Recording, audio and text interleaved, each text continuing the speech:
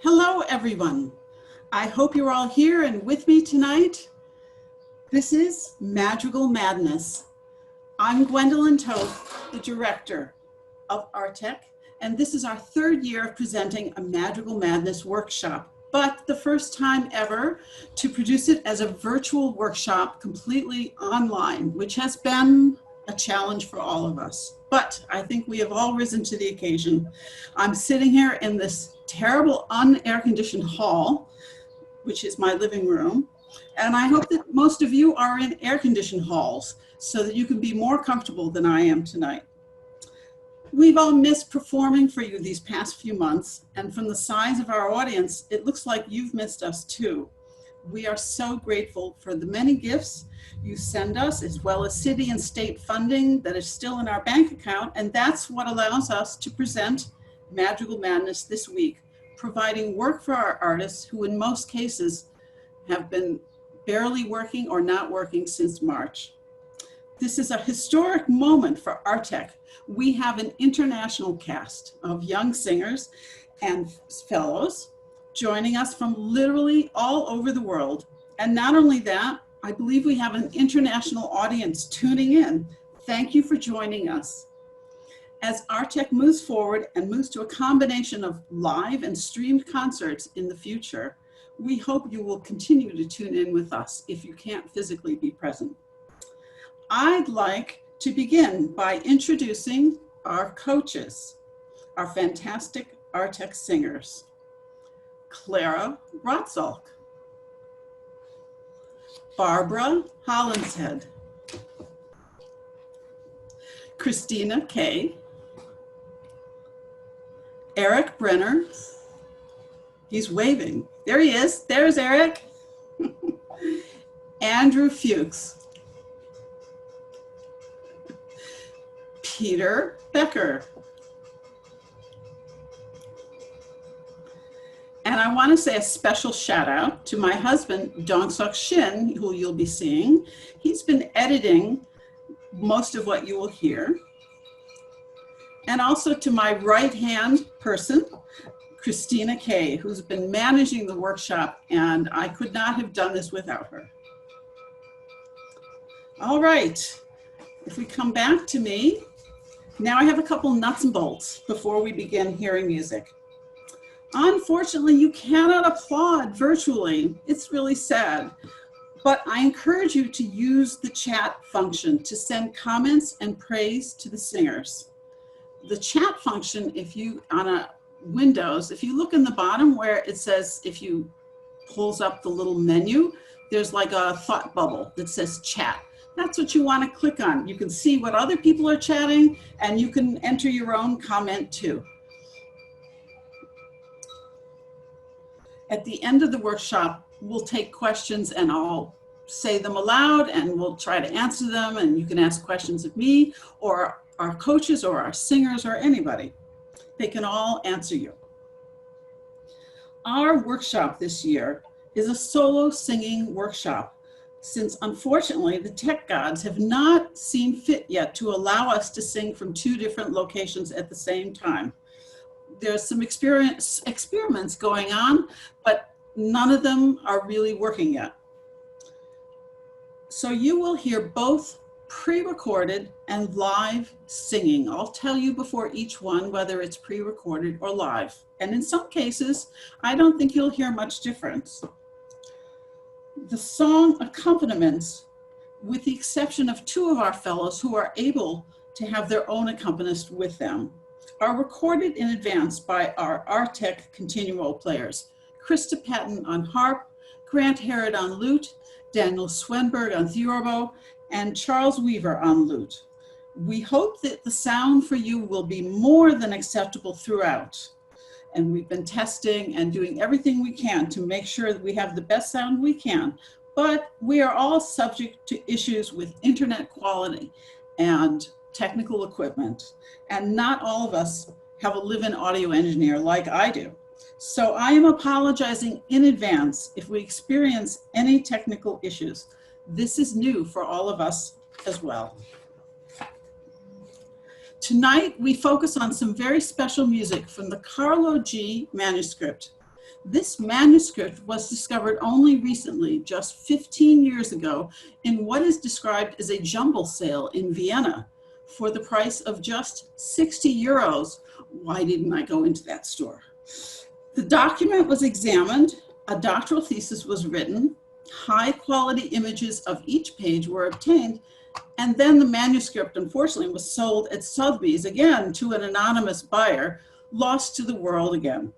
But thanks to the scholar Elam Rotem of the Schola Cantorum in Basel, a digital copy of the manuscript is available to all of us on the great website IMSLP, along with Elam Rotem's fantastic modern edition of about 2/3 of the pieces. Now, why is this such a special manuscript? Well, it documents a thriving vocal improvisation practice around 1600, whereby singers and with their accompanists would take a secular madrigal or a sacred motet and improvise ornamentation on the top voice. In the Carlo G manuscript, both the singer's ornamentation and the continuo improvisation on the harpsichord or sometimes on the lute is fully written out. So this is a snapshot of performing practice around 1600 that can only be likened to almost as good as having a CD from the time.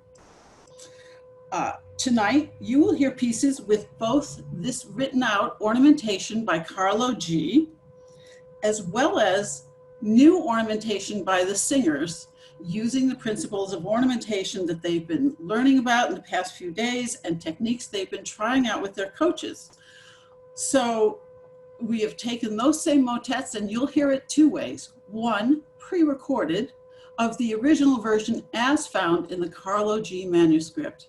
And secondly, sometimes live, sometimes pre-recorded, you will hear the singer's own improvisation similarly, but their own, so live. So this is something really special for all of you tonight. But before we turn to our singers, I'm going to ask musicologist Barbara Hanning to give us a bit of historical context for this music. Dr. Hanning is one of the preeminent scholars of Italian early Baroque music. She is professor of music at the Graduate Center, CUNY, where she taught countless students and has authored many books, including The Concise History of Western Music, as well as a book on the beginnings of opera and articles and reviews on 16th and 17th century Italian music. I'm going to turn the evening over to her at this point to give us a brief talk about early 17th century vocal music. Barbara, you have the floor. Thank you so much, Gwen. It's a pleasure. So as you have gathered from Gwen's remarks, this Madrigal Madness Workshop is different from past ones for many reasons, some having to do with Corona, forcing us to be distant and virtual, and others having to do with the sort of pieces you're about to hear.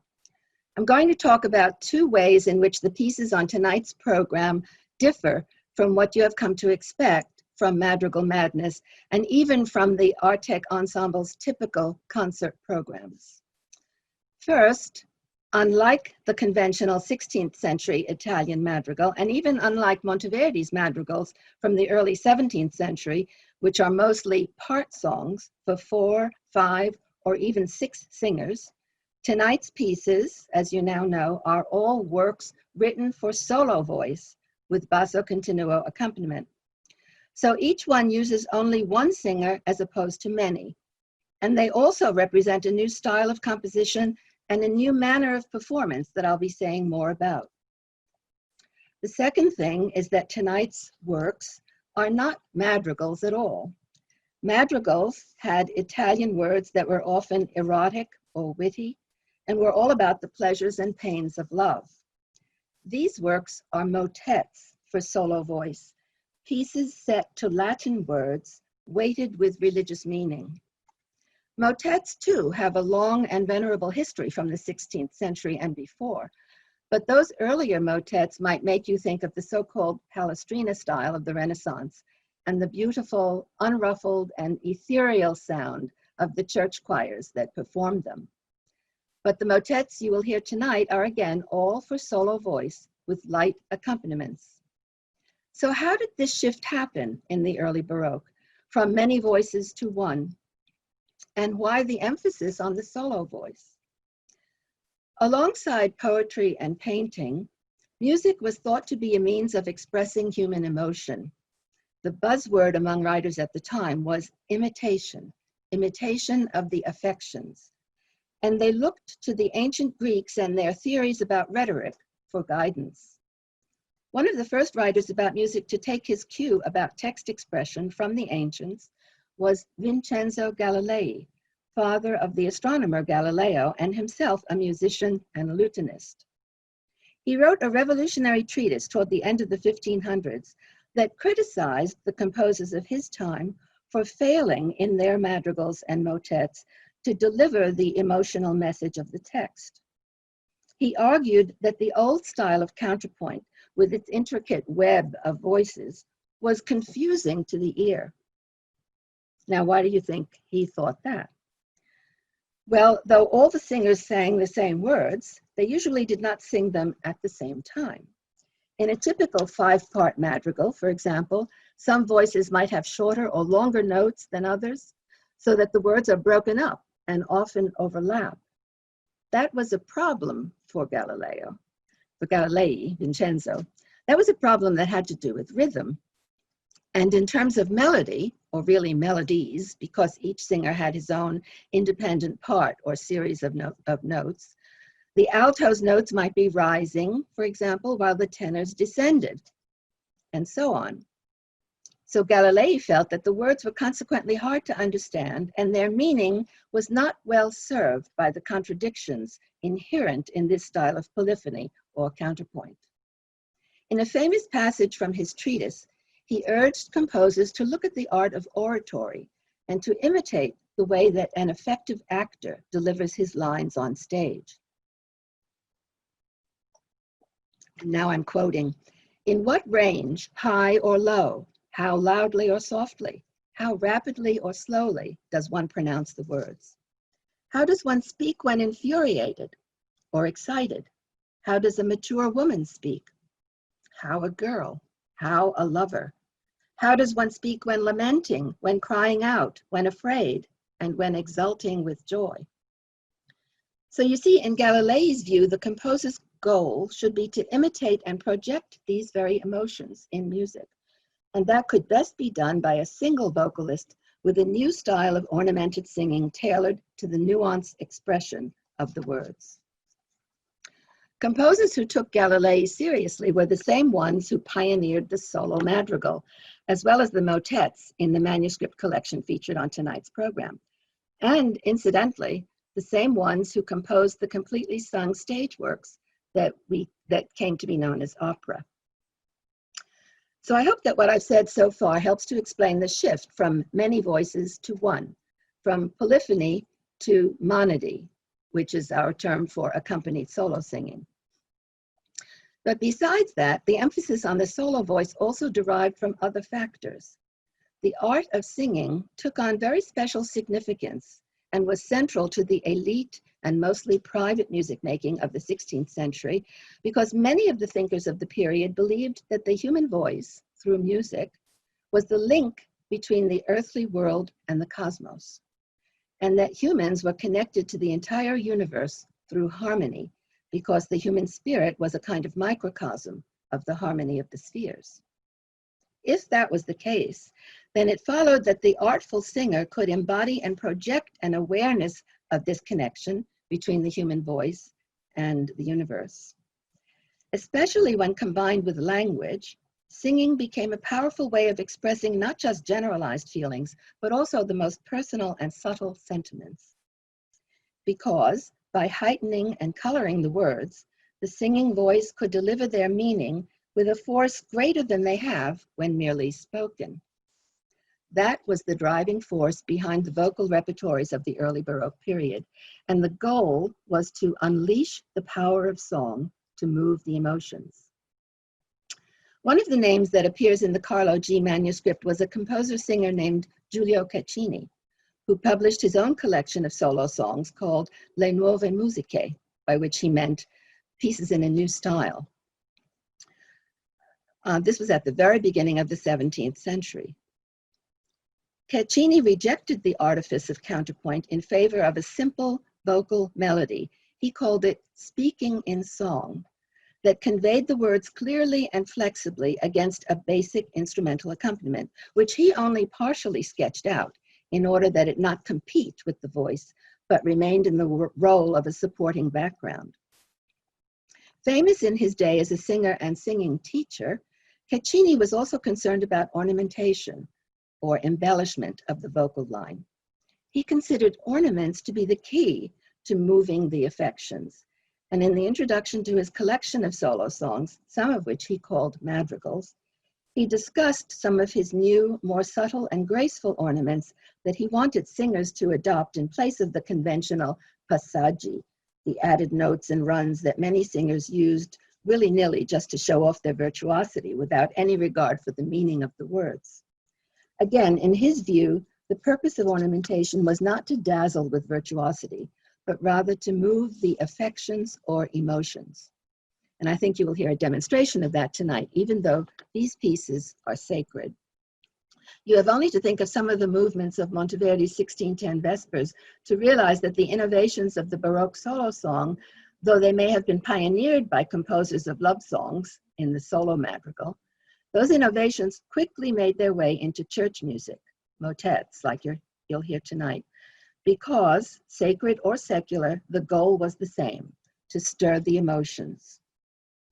In closing, I'd like to show you a painting that I think demonstrates the era's fascination or captivation with the sensuality of the solo voice and its repertory. This is The Lute Player by Caravaggio, which dates from between 1595 and 1600, when the painter was living in the palazzo of his patron, Cardinal del Monte, a well-known and respected figure in Roman art circles and a passionate music lover. So this was just at the same time Caccini was bringing out his art songs and the same time as the Carlo G manuscript. The painting's conventional title, The Lute Player, is not accurate because the youth is clearly playing and singing while accompanying himself on the lute. Caravaggio has painted the sensuous lips slightly parted, and the sitter's androgynous features and dreamy look and loose-fitting shirt lend a theatrical, staged quality to the painting. In fact, this is probably a portrait of someone Caravaggio knew, a young castrato from the Sistine Chapel choir who was living in the palazzo. But this is not a portrait in the traditional sense. Even though it may have been commissioned as a representation of an actual singer and possibly even a specific musical performance, a private concert that took place in the palazzo for the cardinal's invited guests, it is more evocative and suggestive than a traditional portrait, because the singer's attributes, especially his otherworldly look, underline the beauty and eroticism of the castrato's voice and point to the sensuality of his singing. Other attributes support this interpretation. The violin waiting to be picked up and played by the viewer, a kind of invitation to perform a duet, the sexually suggestive fruits on the table, and the open music book, which has in fact been identified as a madrigal or love song. Be all that as it may, the painting surely indicates the aesthetic sensibilities of the age, of Caravaggio's patron, his wealth, and his pleasures. And now I think similar pleasures await you in the form of tonight's singers and ARTEK's program of these ravishing solo songs. So thanks for your attention and enjoy the performance. Hello, thank you, Barbara. That was a great talk, and I think we all feel prepared now to hear what you were talking about, moving the passions through our solo singing. And this is Christopher Talbot. He is joining us from New Haven, Connecticut. But first, we'll listen to his pre-recorded original version of the Ego Flos Campi of Carlo G. Over to Dongsok.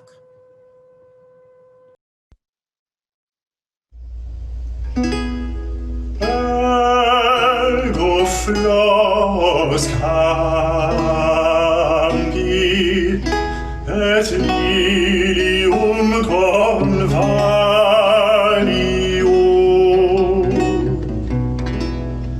et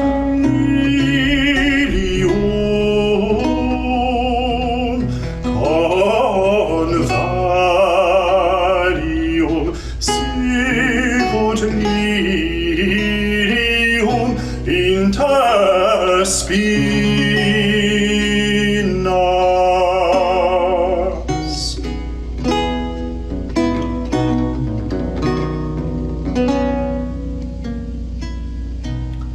Sic dilectus meus inter filios.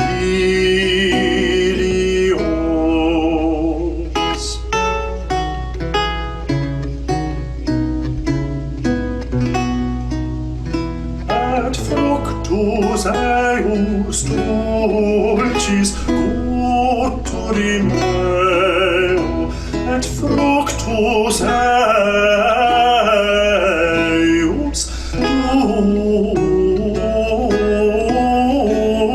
dulcis cuturi meo, cuturi meo.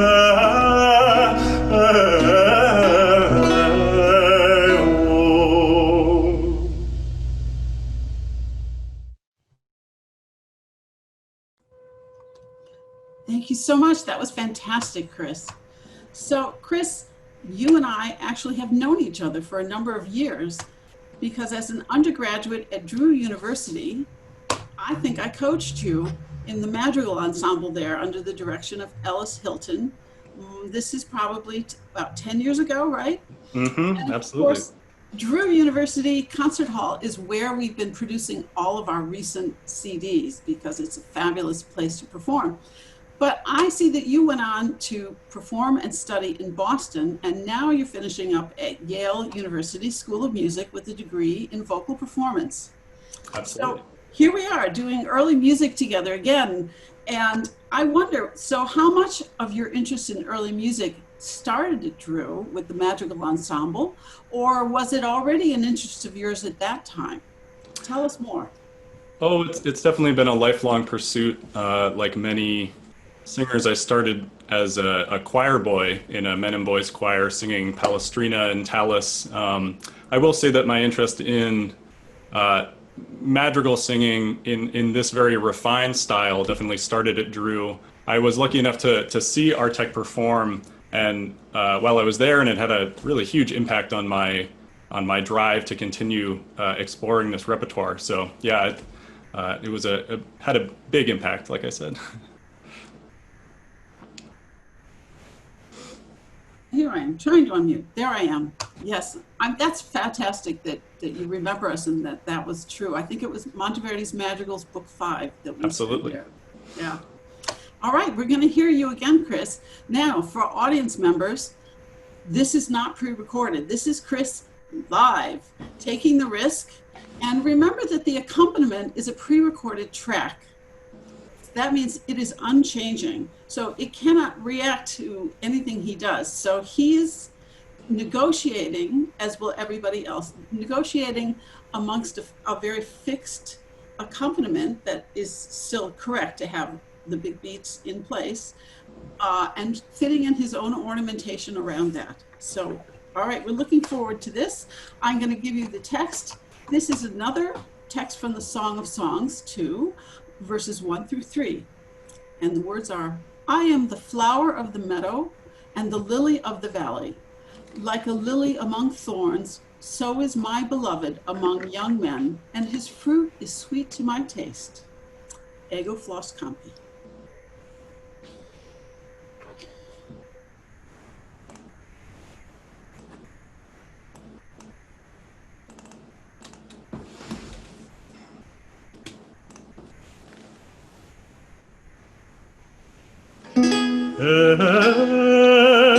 Ego flos campi, et lilium convallium, et lilium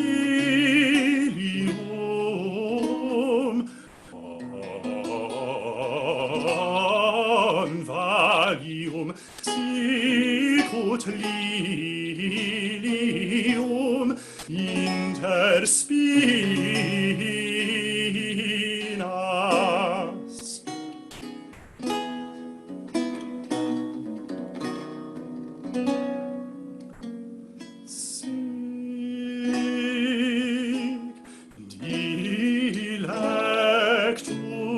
meus inter filios.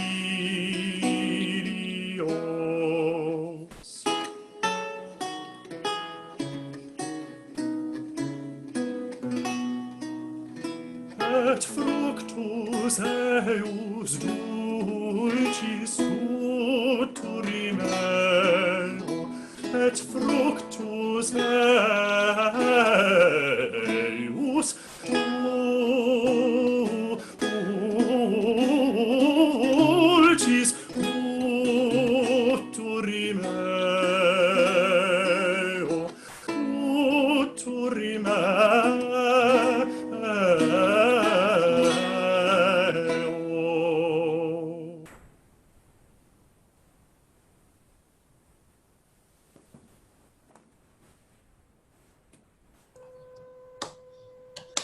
That was fabulous. Thank you, Chris. Thank you so much.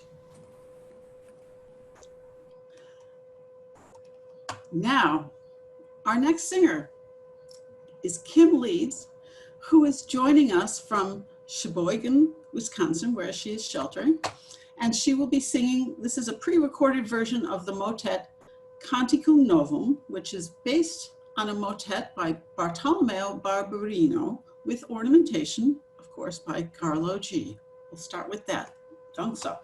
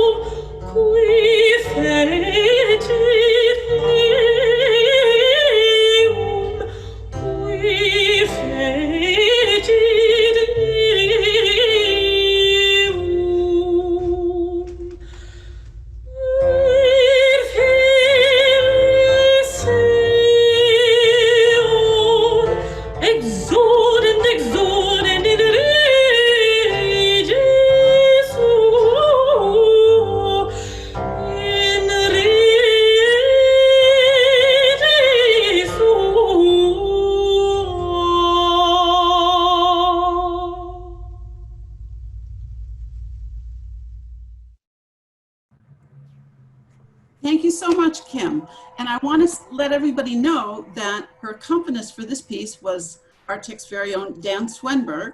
And our previous singer, Chris Talbot, was accompanied by Charlie Weaver. I'll give you the names of the accompanists as we go on. So, Kim, it's great to hear you and to see you again, even if we're not in the same room. Thanks so much. The last time we worked together was at the Carmel Bach Festival. I think that was 3 years ago. And we were performing Bach and 18th century Italian music, something very different. So I know that Bach has always been your main focus. You have an enormous repertoire of oratorios and cantatas of Bach. And I always thought that you were headed towards a major Bach career, but here we are hearing you sing early Baroque song. And I have a feeling that this repertoire is really good for you too. And I wondered what you think about that. I love this repertoire, and actually I feel like I kind of started in modern music and I'm slowly working my way back a little bit. That when I was in grad school I kind of discovered Bach and was like, this is really what I want to focus on. And now as I further my education into early music, I started singing with Blue Heron, and that brought me into 14th century, 15th century rep. And so now I'm like, well, I have this extra time because of the pandemic, why not explore some 15th, 16th, 17th century. Just work my way through all of it because it's all wonderful in its own way. Well, it's all great for you. And now we get to hear a bit more of you singing. So this is with the same accompaniment track by Dan Swenberg, but now we're going to hear your ornamentations of Cantate Domino. And this is a text on a psalm. Sing to the Lord a new song, his praise in the assembly of the faithful. Let Israel be glad in its maker, and let the daughters of Zion rejoice in their king.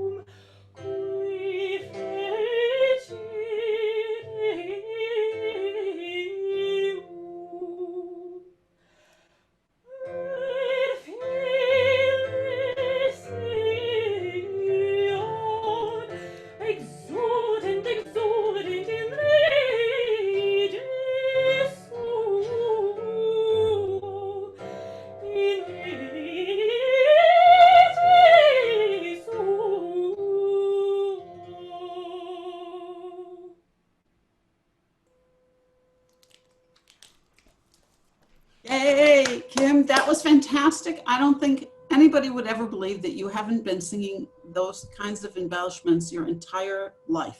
Oh, thank you. It's super fun. Yes, it is. Thank you so much. We're going to move on. Our next singer is Kameron Ghanavati, and he's probably the closest to me right now. Although to get to my apartment, he'd have to swim probably across the river. He's in Jersey City, I think. Is that right, Jersey City? And he has a graduate degree from Eastman. And I would say that it looks like you are on the cusp of a really great opera career. You've been doing lots of different roles and lots of 19th century opera roles. But you really have a talent for the Baroque repertoire in general. And I'm wondering how you feel about singing this, not just early Baroque opera, but really extreme early Baroque music with all these ornaments that you're singing and that you're improvising tonight. as compared to singing modern opera, where I think you're mostly limited to the notes on the page. So I'm wondering if your opera career is now going to stretch to some of those great early Baroque roles like Orfeo. You're a tenor. I hope so. I really do. It's definitely going to influence a lot in my future trajectory of the career. So I hope to incorporate more Baroque gigs in the future. So fingers crossed. Great, thank you. So now we're going to hear Kameron sing. Actually, let's see, I did think I skipped one. First, we're going to hear his pre-recorded version of the Carlo G motet. And this is Luce Grazie Tue, which a number of singers have told me is their favorite piece. So first, your pre-recorded version of the original. Dongsok. Luce grazie tue, illustra Domine, illustra Domine.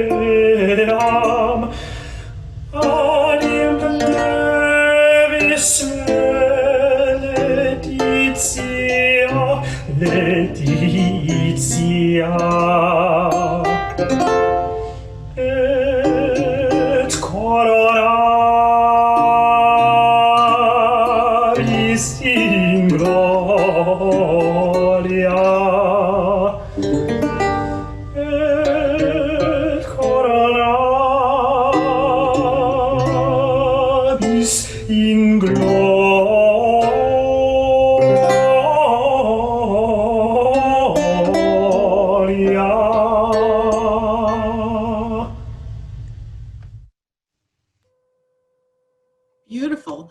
Now, that was accompanied by ARTEK's own Grant Herreid on the lute. And Grant, I gave you the accompaniment with the juiciest harmony. Did you notice that?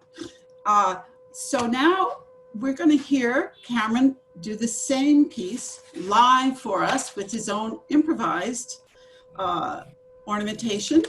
And I should give you the text. And this is a sacred text that apparently Mr. Carlo G wrote himself, because there's no attribution and we don't have any poet for it whatsoever. So it's either Mr. Anonymous or Mr. Carlo G. Lord, with the shining light of your grace, illuminate my soul and my heart with the fire of your love.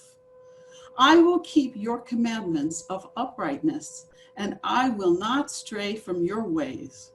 I will put my hope in you, and you will fill me with joy and crown me with glory.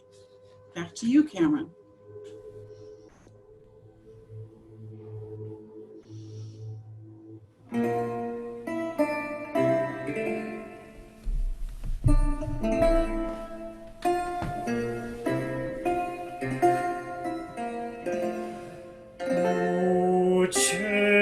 Grazie tue, illustra Domine,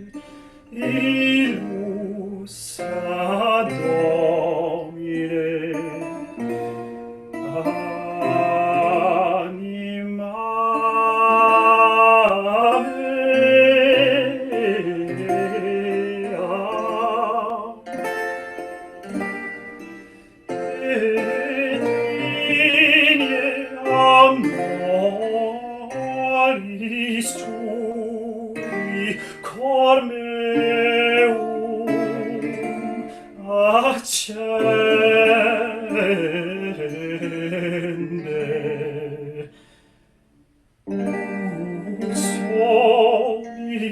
Soliam justificati omnes tuas, et avis tuis non declinamo,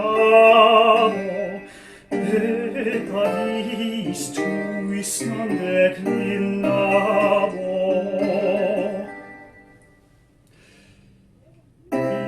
In te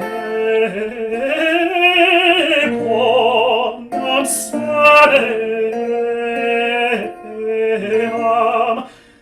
aim lebis meditia,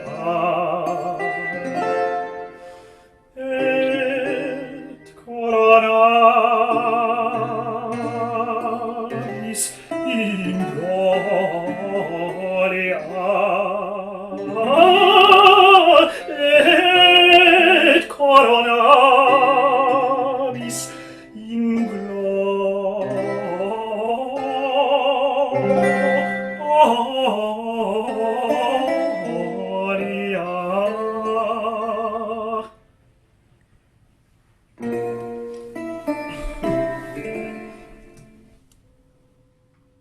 Fantastic. I hope everybody is excited about hearing these live performances for you. It's really hard to imagine that Kameron and Grant are not in the same room playing for you. I mean, all of our accompanists have such a great understanding of singing that it sounds like they're absolutely listening to every breath, and it's really just that they anticipated so well. And Kameron, you did a fine job of improvising some really exciting things for us. Thank you so much. Thank you, and thank you, Grant. We're going to move on now to Hannah DePriest. She is joining us from Chicago, Illinois. And we're going to hear first her recording of Carlo G's version of Alma Mater Pietatis. Now, this is a motet by Paolo Quagliati, and it has Carlo G's original ornamentation in this version. Over to Dongsok.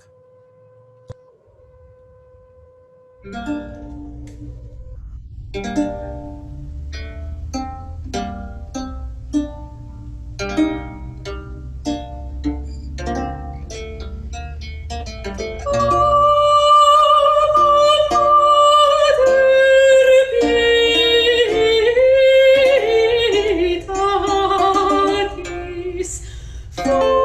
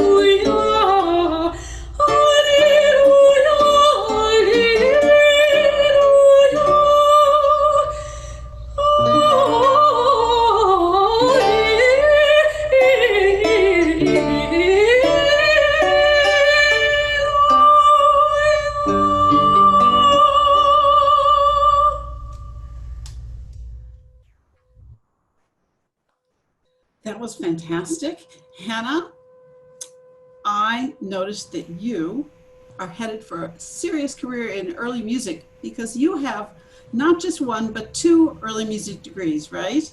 From Case Western Reserve and McGill University. And I see that you've been selected for every major young artist early music training program in Baroque repertoire here in the US.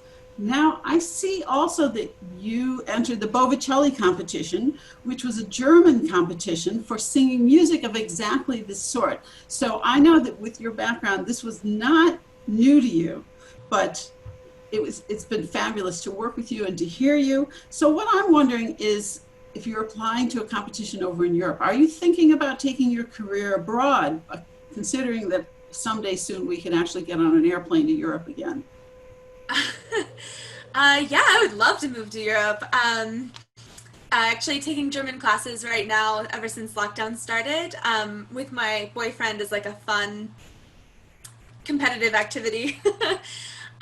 Yeah, I love particularly singing French Baroque music and 18th century music in general. I love Handel. I love the sort of late Baroque. So this 17th century music is actually stuff that I had, despite my 2 degrees, kind of worked ways to avoid because I felt very intimidated by it. So it's been really great to have dedicated time and space to work on it. So thank you so much for having me on because I've learned a lot. I don't think that you show any signs of having been intimidated by this repertoire whatsoever. And we're going to hear more of that now. I think this is, again, Grant Herreid accompanying the same piece, which is Alma Mater Pietatis. Now this time we'll hear it live, and Hannah will sing her own ornaments. And the text is, "O Mary Magdalene, we pray you anxiously. May the forgiveness," you know what? Let me start again. I left out a line. The text is, "Nurturing mother of piety." That's a very important line. "Example of penitence. O Mary Magdalene, we pray you anxiously. May the fullness of forgiveness be granted to us through you. Alleluia."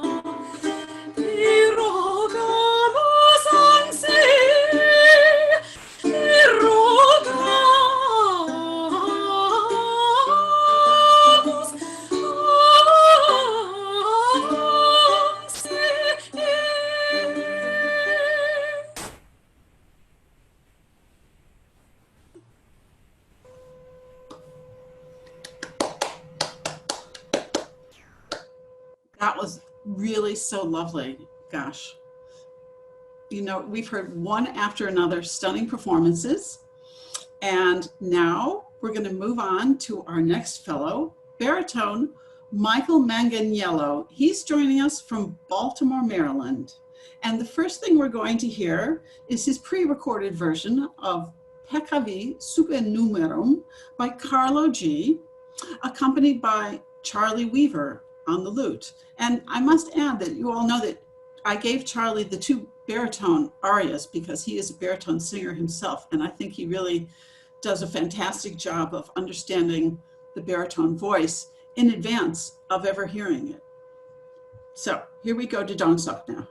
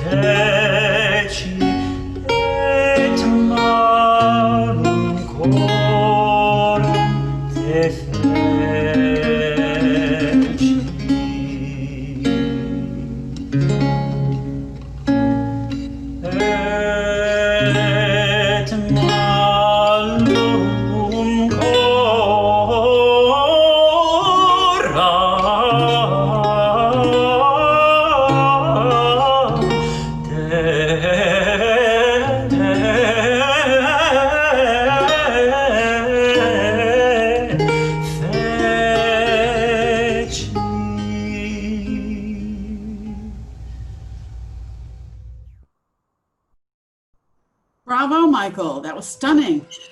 Michael, can you hear me?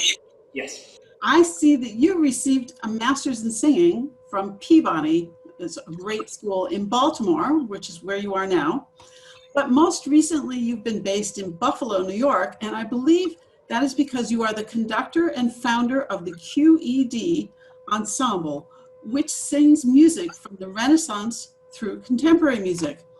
Tell us about your ensemble, especially the name.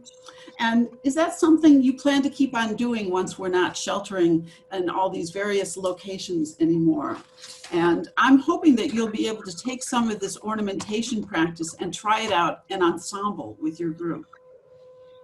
Yes, so I'm actually halfway through my master's degree at Peabody and hoping to be back in Buffalo soon after this master's degree. And yes, the goal is to continue to make music with these wonderful people, my best friends in the whole world, QED is Latin for quod erat demonstrandum, which is that which was to be demonstrated. Typically, you find it at the end of a mathematical proof or an ethical proof to say, like, hey, I made my point, done, boom. Which I guess that's kind of cool, but we also try to prove something in that there's more to be done. So we focus on the instrument that is the solo voice ensemble. We're all trained in solo singing. We were voice majors in our various universities. Most of us came from Fredoni School of Music, which had a very rigorous and robust choral program. And I think I speak for all of us when I say that we learned a lot about musicking through being in choirs and through singing with people of like minds. We approach music making from a scholastic standpoint. I think it was Julianne Baird who said that true virtuosic performance is rooted in scholarship, which, yes. Beyond that, we do the research, we look back into history. We all have this sort of proclivity for historically informed performance, but we also like to ask why and what if and how can we, and all of those sorts of cool leading questions, and how can we make people think about these things in contemporary ways, you know.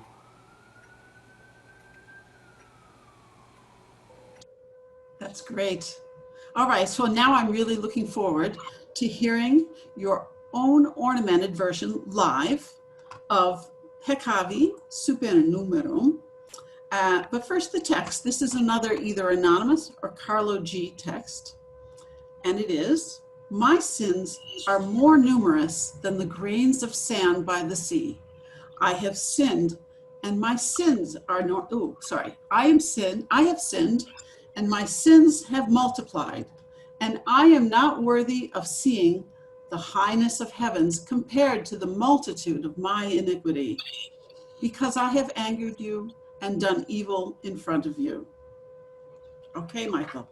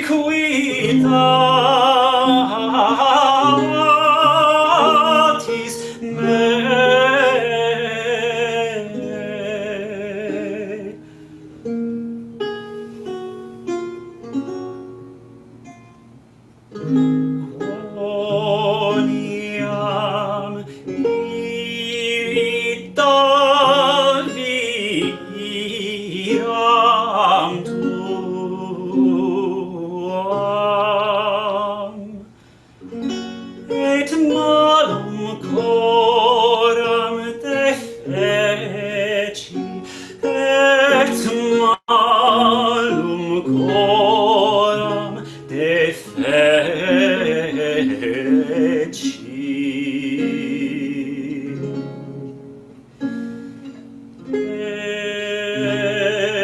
malum coram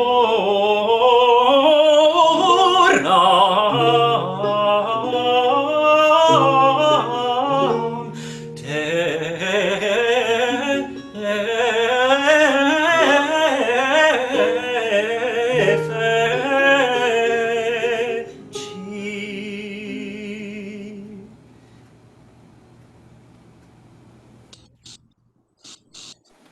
Fantastic. Can I say, QED, you've proved your love and mastery of this style of music. Thank you. And you're very welcome. And I want to shout out to your accompanist, who was Charlie Weaver again. And with that, now we're going to move to a person on the other side of our continent right now. This is Adriana Ruiz, who is joining us from Santa Barbara, California. And she will be singing Ego Flos Campi by Carlo G, which we've heard already with a lute accompaniment. But now this time we're going to hear it with a harp accompaniment performed by Christa Patton on the harp. So we have Adriana Ruiz, and this is now a pre-recorded version of the original Carlo G piece.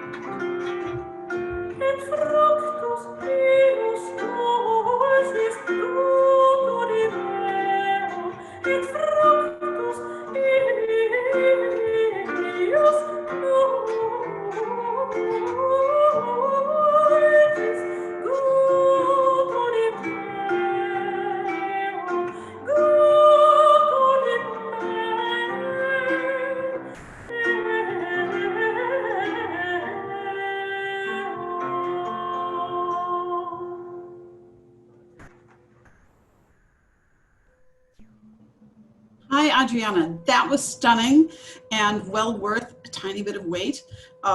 We've had a lot of technical glitches to work through in the process of this, and thank you all for your patience, and thank you all to Dongsok and Christina, who are doing the lion's share of the really difficult work of making this work. All I have to do is remember to mute myself, which I am terrible at.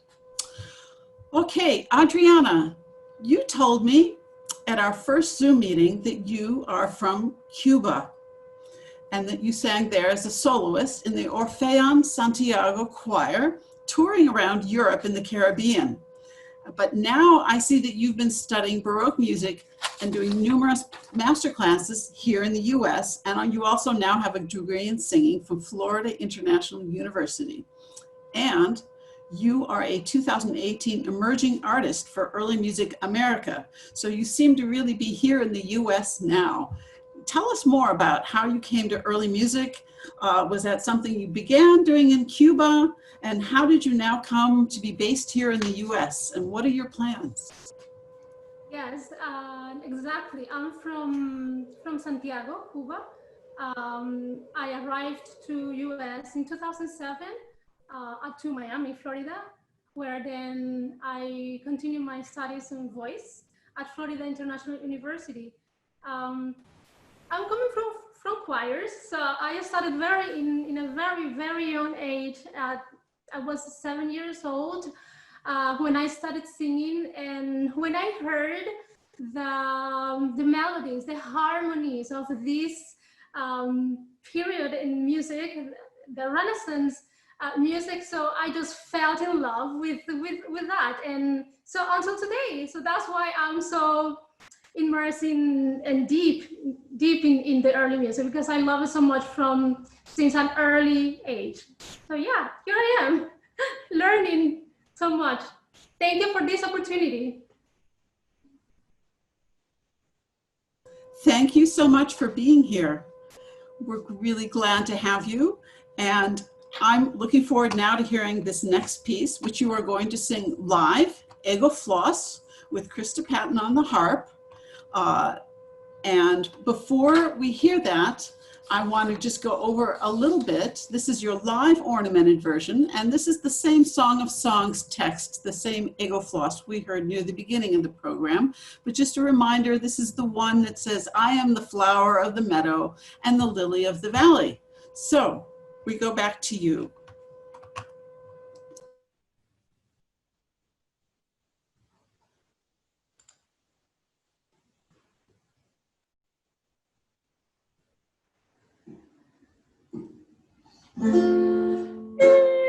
Ego floss campi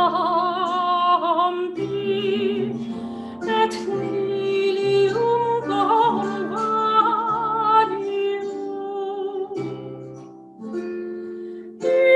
et lilium convalium sicut lilium in des spinas.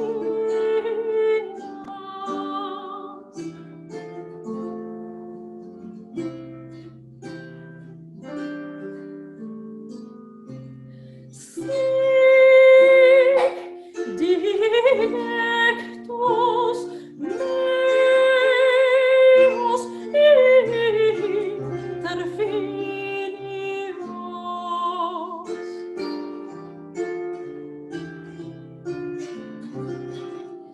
Et fructus ius dulcis guturi meo, et fructus ius dulcis guturi meo, guturi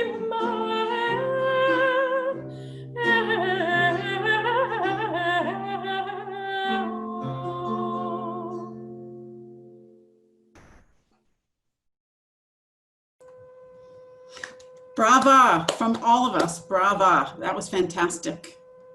Thank you so much. And I know we'll be seeing more of you. Our next fellow is in a different time frame than we are. This is Hamish Gould, and he's joining us from Armidale.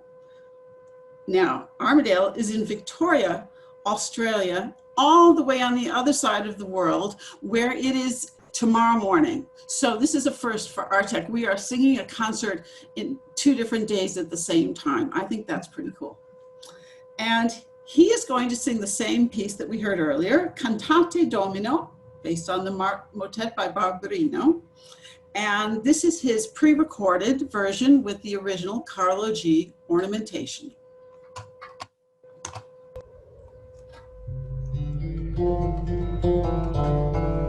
Oh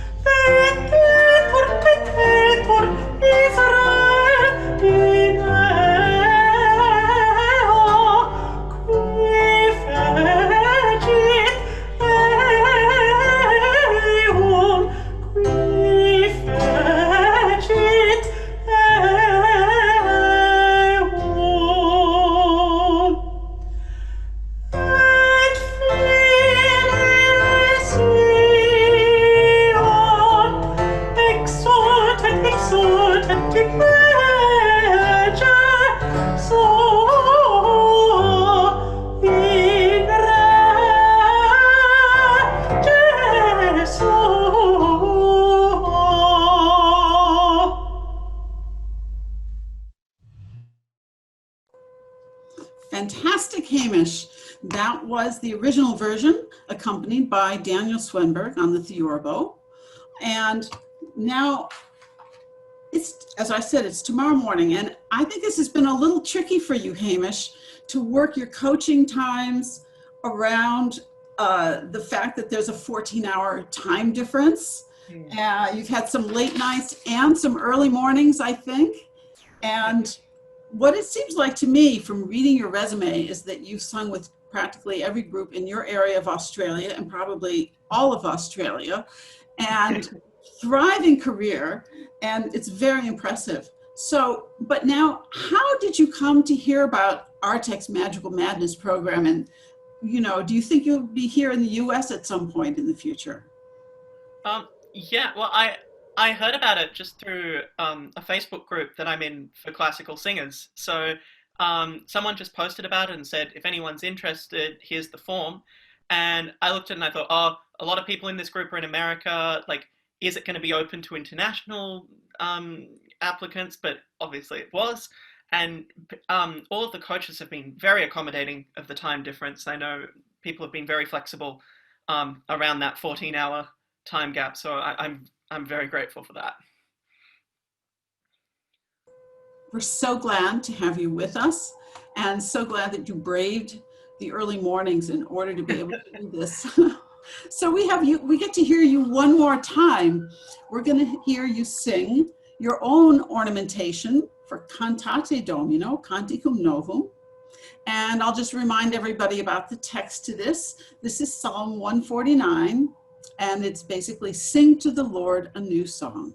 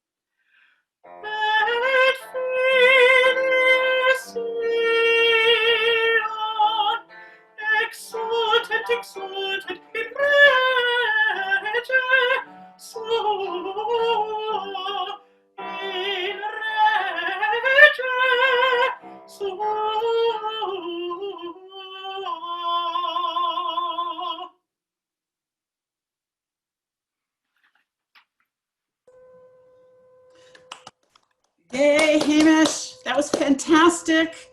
Oh, wow. And I hope everybody's reading all the chat comments that we're getting. Everybody is just loving this. And so many people are tuning in and saying hello. And now we have only one more singer. And this is, let's see, where are we? This is Leigh Carney, and she's joining us from Baltimore. And she has her own accompanist. She is very lucky that she gets to actually maybe push him around a bit. I don't know. We'll find out. So she's going to sing the piece called Convertisti Planctum by Carlo G. Her accompanist is Kameron Welke.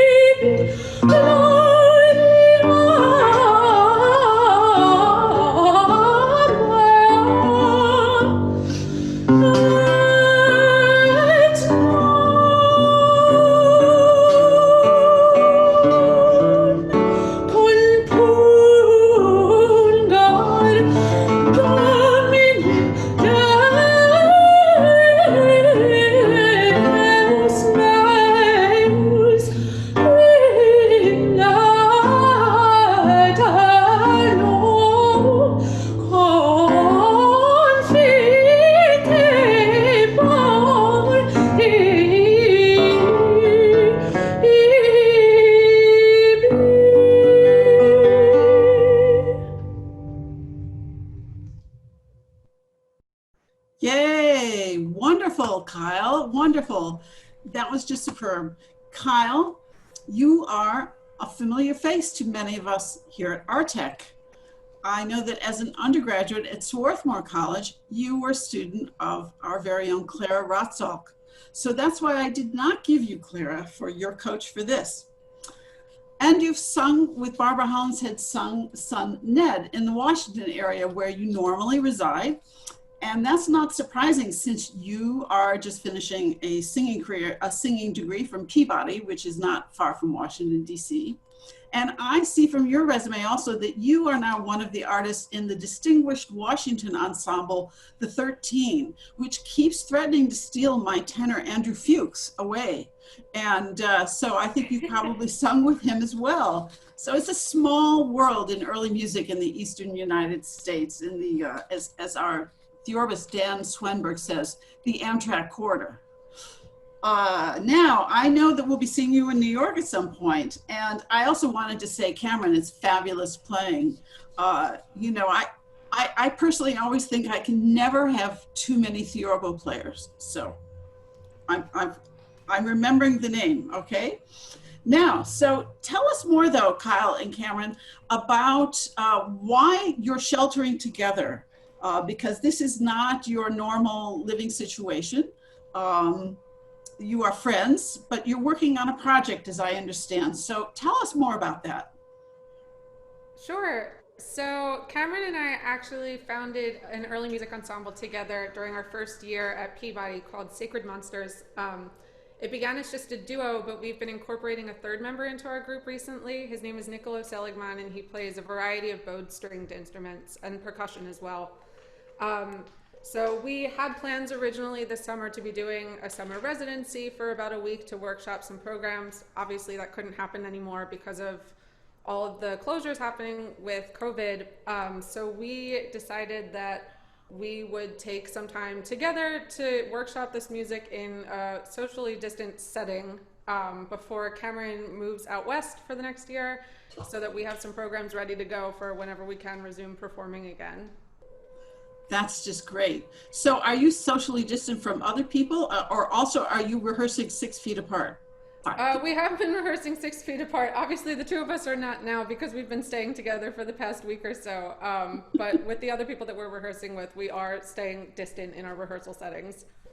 So I think we'll all be singing together in some way in the next months coming along. I think we'll find a way, even if we're 5 or 6 feet apart. And even if the audience isn't in the same room, I think tonight is a great example that we can bring it to you.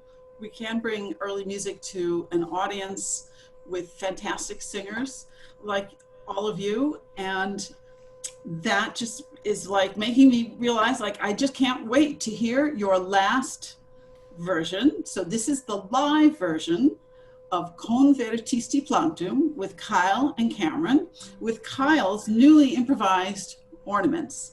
And just so you know, the text, it's from Psalm 29, verses 12 and 13. You have turned my lamentation into joy. You have removed my sackcloth and clothed me with happiness, so that my soul may sing praise to you and not be silent.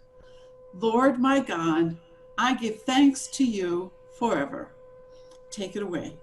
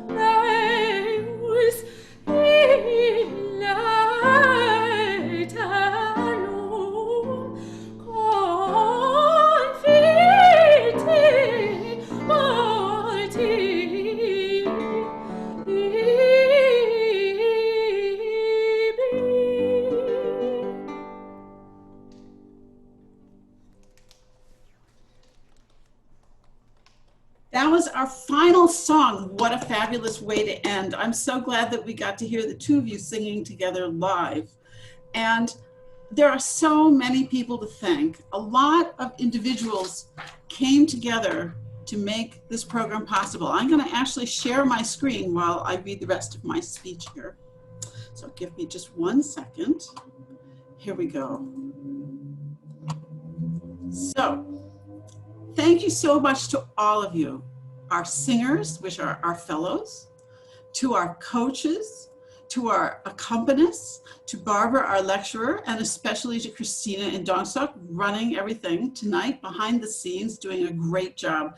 Thank you to both of you so much. Everybody in the audience, you can leave the meeting now if you choose. There's no more singing. But I just want to say, I hope that we will do another workshop in the fall. So you're welcome to make a small donation that helps us pay our artists. We have really almost no overhead at this point, and all the money we raise can go to doing things which helps them keep employed during this time. And even our fellows receive a small honorarium for singing, and there's no application fee, which is very different from many vocal workshops. And we're just really proud to be ARTEK bringing this to them and to you. So it's a benefit for everybody. Now, if you do want to make a gift, you just go to the ARTEK website, and you can see that right in the middle of your screen, www.artekearlymusic.org.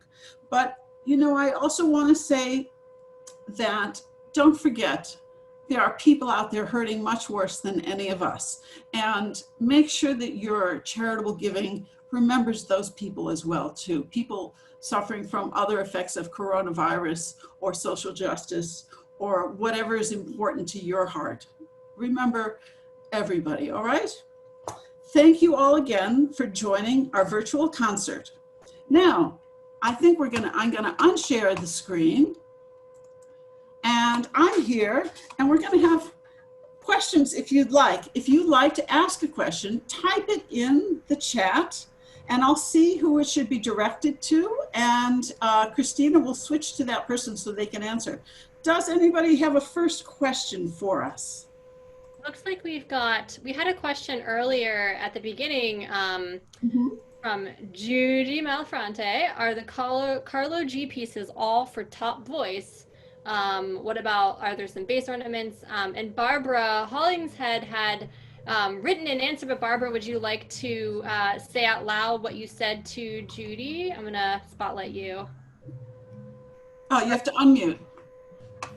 Sure. I just happened to have printed out the Carlo G, so I quickly scanned through it and actually had already noticed that the continuo is pretty straightforward, but there are often these little G's written, which mean like to do a gruppo or something like that, so that they could make up their own ornaments in certain places.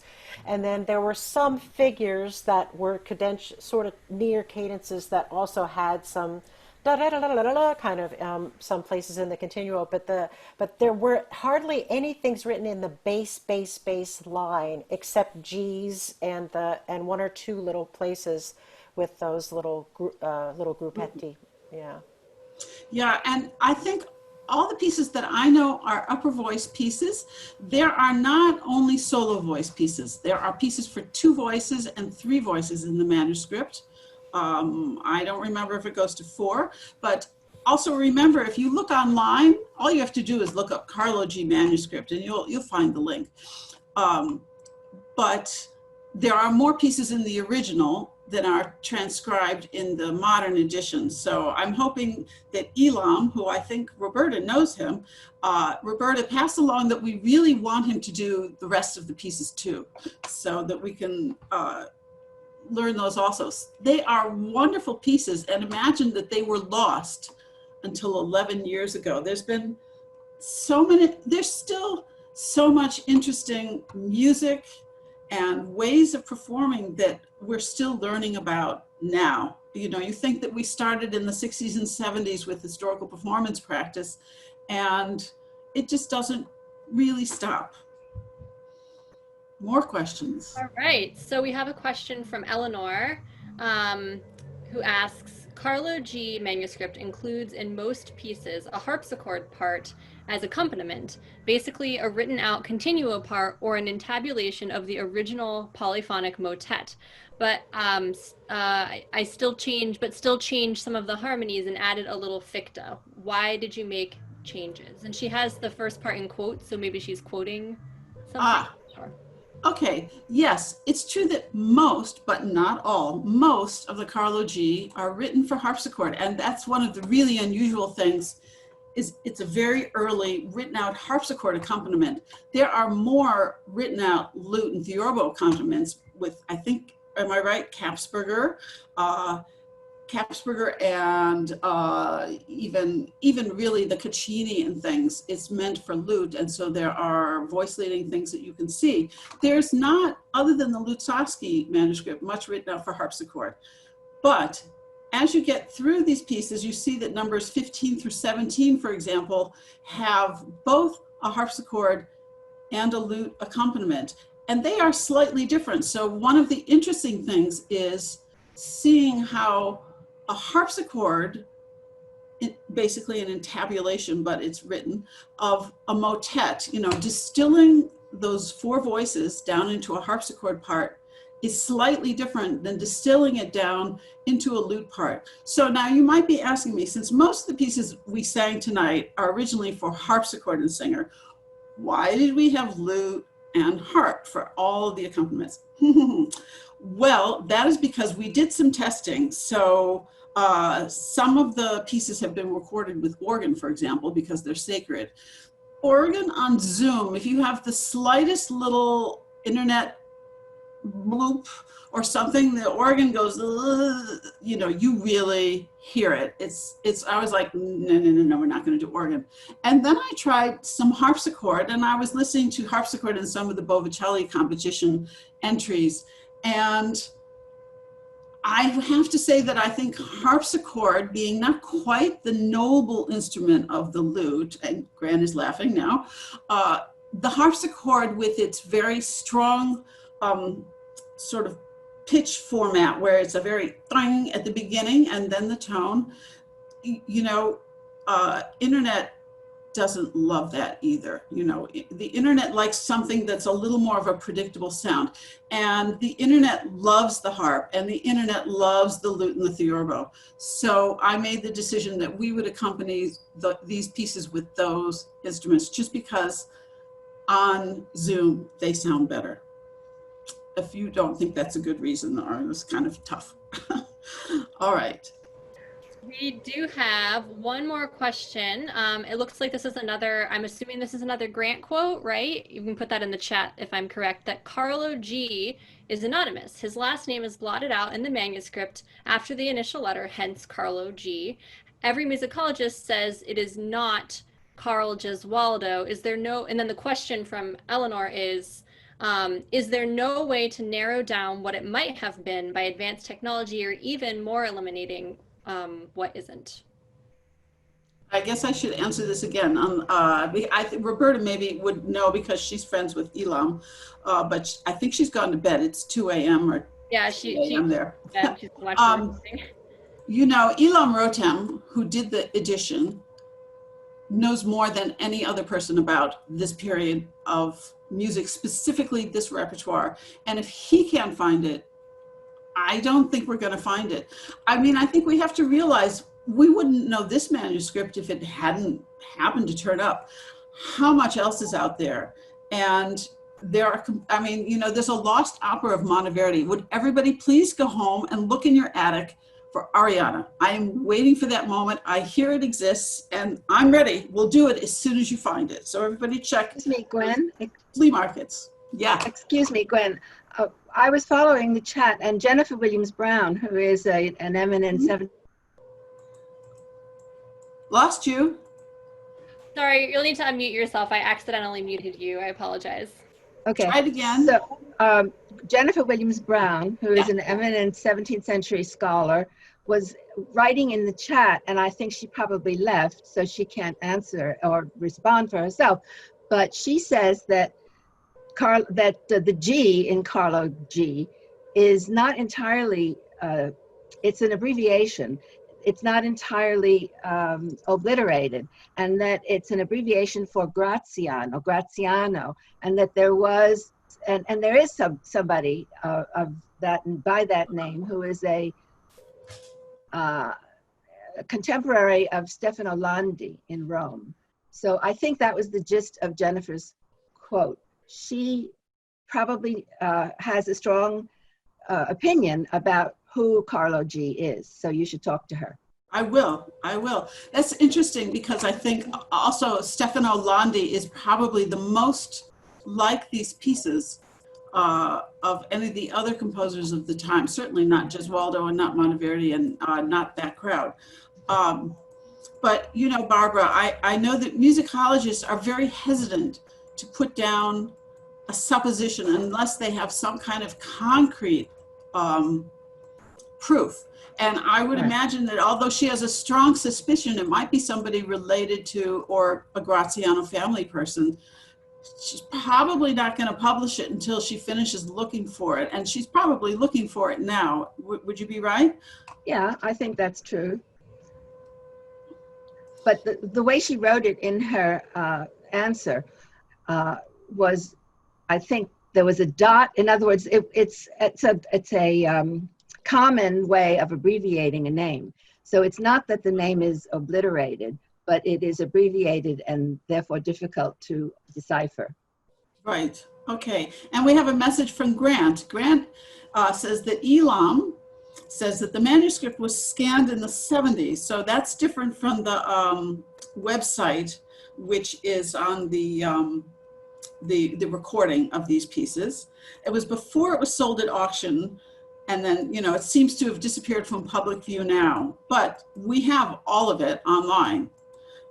As long as the giant electromagnetic pulse does not erase everything I know, in which case I'm going to actually lose all the music I know because now it's all on my computer instead of in my library. But I hope you agree with me that this is a fascinating set of pieces and they are really quite beautiful. And I think it's also a wonderful teaching opportunity to see somebody's really quite exact ornamentation. The only abbreviations are, as Barbara said, the trillo being the fast repeated notes, and the gruppo, which is more like a trill alternating close pitches. Everything else is written in, and some of it is quite extravagant. I have to tell you, I pre-selected the pieces for the singers, and I only selected pieces that have fairly extravagant diminutions of the earlier 16th century kind, because part of it was to write new diminutions for those sections. So some of the pieces are more on the side of Caccini that we did not sing, where the ornamentations are more graces, which are more small ornaments just on a single note or a couple of notes, intonations, accenti, not so much the giant string of 16th notes that you heard quite a bit of tonight, but it's fun to sing, right, everybody? Another question. It looks like first, if you don't mind, I'm just going to go back and clarify. Yeah. Grant had put in the comments earlier about changing some of the ficta. So I'm just going to read what he said. He said, I made some cadences major instead of minor in the manuscript. And then I'm scrolling down a little bit. And some subdominant chords I made minor when the keyboard part was either major or ambiguous. And he did this in accordance with standard 17th century practice. Yeah. Yes, I did notice right off that there was one or two chords. I thought, why isn't that major? There can be the possibility that, first of all, it was so natural they sometimes forgot to put the sharp into the written out part. Or that, perhaps the harpsichordist was slightly a dinosaur or something. Or that maybe we make too many major chords and we shouldn't make quite as many, but I kind of doubt that. I don't know, Grant's gonna say something more about that probably, but any other questions? Any questions for our fellows? They're here, they'd love to talk to you. One new message, let's see, what is that? How many attended the concert and how many are still here? I noticed, I think it was something like 103 or something, including the panelists, which means there's about 20 panelists, fellows and coaches. And then the rest were all audience. So thank you for coming. And then right now we still have about 40 in the audience and we have our panelists. So great turnout. Great turnout. I hope you'll come back if we do it again. So I think probably we've come to the end of 2 hours, which is all I should make any normal person sit there and stare at their computer screen. Is that right?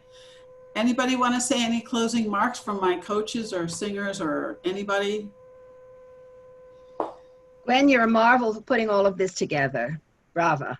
I have the idea and I have a ton of help.